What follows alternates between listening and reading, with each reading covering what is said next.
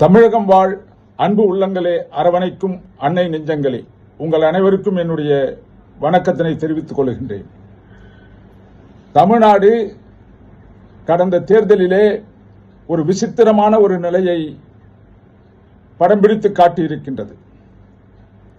வாக்குகள் எல்லாம் சிதறி 3 அணிகளாக பெரும் அணிகளாக பிரிந்து அதிலே இன்றைக்கு தாவேகாவானது அதிக இடங்களை 108 இடங்களை பிடித்து ஆட்சி அமைக்கின்ற ஒரு நிலையை எட்டியிருக்கின்றது. ஆனால் தமிழகத்திலே திராவிட முன்னேற்ற கழகத்தின் தலைமையிலே உண்டான மதசார்பற்ற கூட்டணியால் பாரதிய ஜனதா கட்சியினுடைய கூட்டணி படுதோல்வி அடைந்தது. பாரதிய ஜனதா கட்சி ஒரே ஒரு இடத்தில் தான் வெற்றி பெற்றது. இதை ஏற்றுக்கொள்ள முடியாத மத்திய அரசு, பாஜக அரசு, பாசிச அரசு இன்றைக்கு தமிழகத்திலே அவர்கள் தோற்கடிக்கப்பட்டு விட்டார்கள் என்ற ஒரே காரணத்தினால் இங்கே பல குழப்ப நிலைகளை ஏற்படுத்திக் கொண்டிருக்கின்றார்கள். அந்த குழப்பமான நிலைக்கு அமித்ஷா அவர்களும் பிரதமர் அவர்களும் இன்றைக்கு தங்களுடைய ஏஜென்டாக செயல்படுகின்ற மாநில ஆளுநரை பயன்படுத்திக் கொண்டிருக்கின்றார்கள். ஆளுநர் கோவா சார்ந்தவர். ஏற்கனவே அவர் பாராளுமன்ற உறுப்பினராகவும் சட்டமன்றத்தினுடைய தலைவராகவும் செயல்பட்டவர். எனவே அவருக்கு சட்டம் தெரியாது என்றால் பொருந்தாது. ஆனால் இன்றைய தினம் தன்னுடைய மனச்சாட்சியை ஒதுக்கி வைத்துவிட்டு சங்கிகளை போன்று அவர் செயல்பட்டுக் கொண்டிருக்கின்றார்.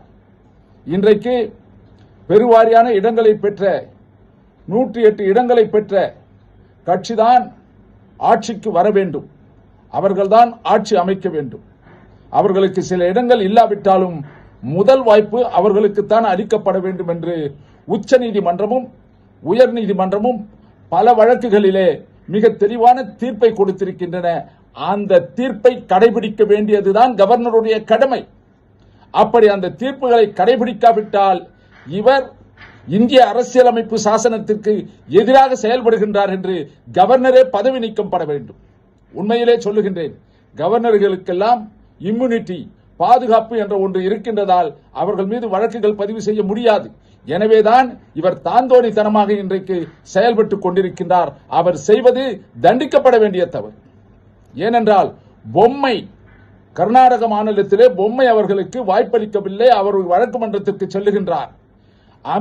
அப்பொழுது கவர்னராக இருந்தவர் சொல்லுகின்றார், நான் யார் பெருவாரியான இடங்களை பெற்றிருக்கின்றார்கள், யாருக்கு ஆட்சி அமைத்து நாட்டை நடத்த முடியும் என்று நான் எண்ணி பார்த்தேன். பெருவாரியான எம்எல்ஏக்கள் பொம்மை அவர்கள் பக்கத்திலே இல்லை.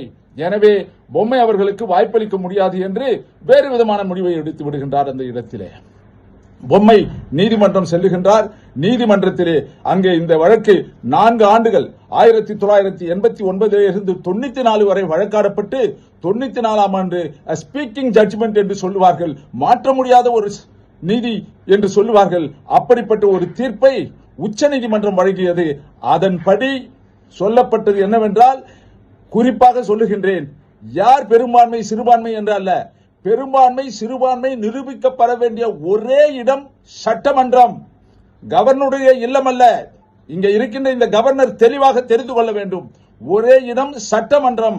சட்டமன்றத்திலேதான் யாருக்கு பெருவாரியான இடங்கள் இருக்கின்றன, சிறுவாரியான இடங்களே இருக்கின்றன என்று தேர்ந்தெடுக்கப்பட்டவர்கள் முடிவெடுக்க வேண்டும். இங்க இருக்கின்ற கவர்னர் அல்ல. இதை முந்த கவர்னர் செய்ய மறுக்கின்றார். யார் பெருவாரியானவர்கள் இருக்கின்றார்களோ அவர்களுக்குத்தான் முதலிடம். ஏன் கோவாவில் இருந்து வந்திருக்கின்ற இந்த கவர்னருக்கு கடந்த தேர்தலிலே கோவாவிலும் மணிப்பூரிலும் மேகாலயாவிலும் பாரதிய ஜனதா கட்சி எப்படி ஆட்சி அமைத்தது என்று தெரியாதா? இவர்கள் ஆட்சி அமைக்கும் போது மட்டும் அங்கே எண்ணி பார்த்து யாருக்கு அதிக மெஜாரிட்டி இருக்கின்றது, அந்த மத்திய புள்ளியை தாண்டுகின்றார்களா என்ற முடிவெடுத்தார்கள் கோவாவிலே. கோவாவில் இருந்த மனிதருக்கு இது கூட தெரியாது. பொம்மை வழக்கிலே தெளிவாக சொல்லப்படுகின்றது, யார் அதிகமான இடங்களில் வெற்றி பெற்றிருக்கின்றார்களோ அவர்களுக்கு முதல் வாய்ப்பு அளிக்கப்பட வேண்டும். அவர்கள் ஆட்சி அமைக்க விரும்பவில்லை என்றால் 2ஆம் அவருக்கு அளிக்கலாம். இதைதான் நம்முடைய பாராளுமன்றத்திலேயும் கூட சந்திரசேகர் அவர்கள் சிறுபான்மையான இடத்தை பெற்றிருந்தாலும், காங்கிரஸ் கட்சி பெரும்பான்மையான இடத்தை பெற்றிருந்தாலும் அந்த நேரத்திலே நம்முடைய ராஜீவ்காந்தி அவர்கள், நாங்கள் போதிய அளவு இடமில்லை, இருக்கின்ற கட்சிகளிலே நாங்கள் பெரிய கட்சி, ஆனால் எங்களுக்கு ஆட்சி அமைக்கின்ற அளவுக்கு அந்த பெருவாரியான இடங்கள் இல்லாததால் நாங்கள் ஆட்சி அமைக்கவில்லை என்று சந்திரசேகர் அடுத்த பெரிய இடத்திலே இருந்ததால் அவரை கூப்பிட்டு ஆட்சி அமைக்க சொன்னார்கள் என்பது இந்த கவர்னருக்கு ஏன் தெரியவில்லை? ஆக பொம்மை வழக்கானாலும் சரி, அதற்கு பிறகு நபாம் துக்கி வழக்கானாலும் சரி, அருணாச்சல பிரதேசத்தில் ஏன் நான் இவ்வளவு வேகமாக இதை பேசுகின்றேன் என்றால், அருணாச்சல பிரதேசத்தில் நடந்த அந்த நிகழ்விலே நான் மையப்புள்ளியிலே இருந்து செயல்பட்டவன். பாரதிய ஜனதா கட்சியானது நம்முடைய காங்கிரஸ் எம்எல்ஏக்களை எல்லாம் வாங்கி ஆட்சி அமைத்து விட்டது. அதற்காக ஒரு சீஃப் மினிஸ்டர் கூட தூக்கு போக்கு கொண்டு செட்டு விட்டார் என்பது உங்களுக்கு தெரியும். ஏனென்றால் பாரதிய ஜனதா கட்சி கை கழுவி விட்டு விட்டது அவரை.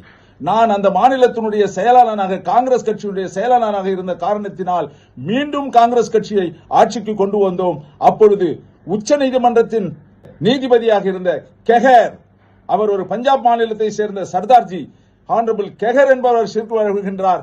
என்ன நடந்தது என்றால், அன்றைக்கு காங்கிரஸை துரத்திவிட்டு அன்றைக்கு இவரை போன்ற ஒரு பாஜக கட்சியை சார்ந்த கவர்னர் அங்கே டான்ஸ் கிளப்பிலே, ஏனென்றால் பாராளுமன்ற சட்டமன்றத்திற்குள்ளாக செல்ல முடியவில்லை, தடுக்கப்படுகின்றார்கள் பெருவாரியான உறுப்பினர்களால். இவர்கள் டான்ஸ் கிளப்பிலே சென்று அங்கே எண்ணிக்கை பார்த்து பாஜகவுக்கு தான் அதிக இடங்கள் என்று அன்றைக்கு இருந்த அந்த கவர்னர், இவரை போன்ற அந்த கவர்னர் பதவியேற்க சொல்லிவிட்டார். காங்கிரஸ் பதவியை இழந்தது.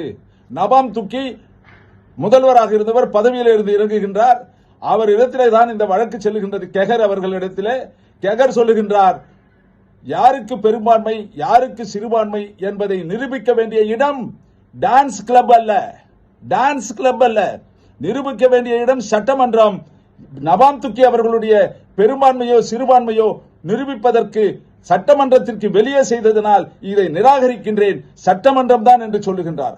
ஆக இதிலிருந்து ஒரு கருத்தை நாங்கள் உங்களுக்கு தெளிவாக சொல்வது என்னவென்றால், அது யார் ஆட்சி அமைத்தாலும் பெருவாரியான கட்சிக்கு முதல் வாய்ப்பு அளிக்க வேண்டும்.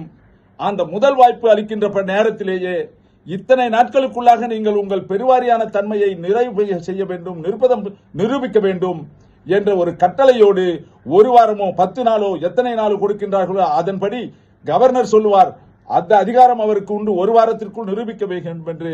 இது போன்ற அடிப்படையிலே இங்கே இருக்கின்ற கவர்னரானவர், ஆளுநரானவர் உடனடியாக தாவேகா கட்சியினுடைய தலைவரை அழைத்து, நீங்கள் ஆட்சி அமையுங்கள், ஆட்சி அமைத்து ஒரு வார காலமோ அல்லது 2 வார காலமோ அவருக்கு எவ்வளவு நாள் விருப்பப்படுகின்றார்களோ அத்தனை நாட்களுக்குள்ளாக நீங்கள் உங்களுடைய பெரும்பான்மையை நிரூபிக்க வேண்டும். அப்படி பெரும்பான்மை நிரூபிக்கப்படாவிட்டால் என்னவென்று உங்களுக்கு தெரியும், அது வரலாறாக மாறிவிடும், தோற்று விடுவார்கள். ஆக பெரும்பான்மையை நீங்கள் நிரூபிக்க வேண்டும் என்று உடனடியாக அவருக்கு அவர் வாய்ப்பளித்திருக்க வேண்டும். இன்றைக்கு what the governor is doing nothing but impermissible injustice. என்னுடைய வாதத்தை அத்தனை உச்ச நீதிமன்றமும் உயர் நீதிமன்றமும் தாங்கி பிடிக்கின்றன.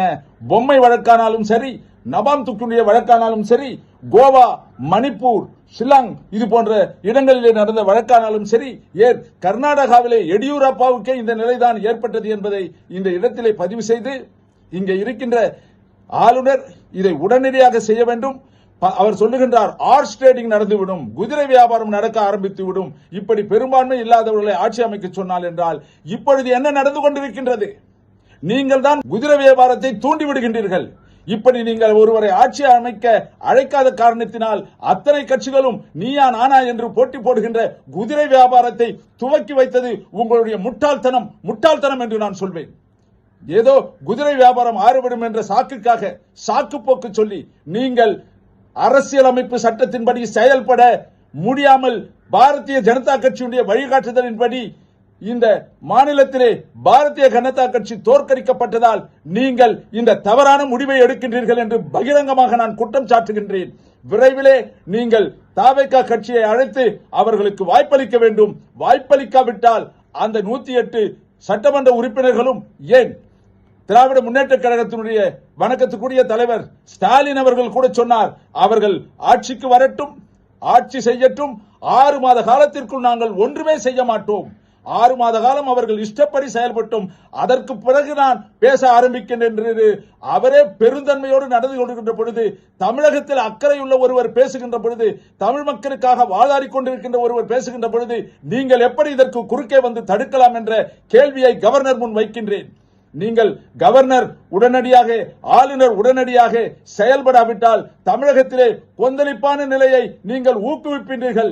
ஜனதா கட்சி, பாரதிய ஜனதா கட்சியுடைய வேலையே குழப்பத்தை ஏற்படுத்தி அதிலே குளிர் காய்வதுதான். குழப்பத்தை ஏற்படுத்தி குளிர் காய்கின்ற வேலையை இந்த ஆளுநர்கள் செய்யக்கூடாது. உடனடியாக இங்கே ஆட்சி அமைப்பதற்கு வழிவகை செய்ய வேண்டும். ஒரு உதாரணத்திற்காக பேசுகின்றேன், வாதத்திற்காக பேசுகின்றேன். இன்றைக்கு யாரையுமே இவர் அழைக்கவில்லை என்றால் அடுத்த பெரிய கட்சி தாவேகா பெரிய கட்சி, மற்ற கட்சிகள் எல்லாம் அதை விட சிறிய கட்சிகள். தாவேகாவை அழைக்க முடியாவிட்டால் வேறு எந்த கட்சியை அழைக்கப் போகின்றீர்கள்? அப்படி வேறு எந்த கட்சியும் வராவிட்டால் மீண்டும் சட்டமன்ற தேர்தலை நடத்தப் போகின்றீர்களா என்ற ஒரு முட்டாள்தனமான உங்களுடைய கருத்தை எதிர்த்து நான் பதிவு செய்கின்றேன். உடனடியாக இதை செய்ய வேண்டும் என்று கேட்டுக்கொள்கின்றேன். நன்றி.